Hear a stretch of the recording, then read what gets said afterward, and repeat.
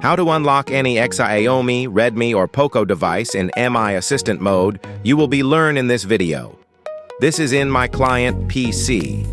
First of all, I will open USB redirector 1.9.7. Then I will paste my IP in the USB redirector and will click on Next button. Then I ask my client to connect the phone in MI Assistant mode.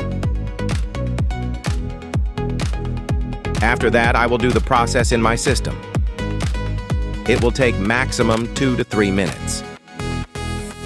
If you need any service, like want to rent any tool, activate tool, add credit, need OTP to flash, you can contact me. Remote service available worldwide. Number in the description. Process done. Now FRP is removed. Please subscribe for more. Thanks for watching.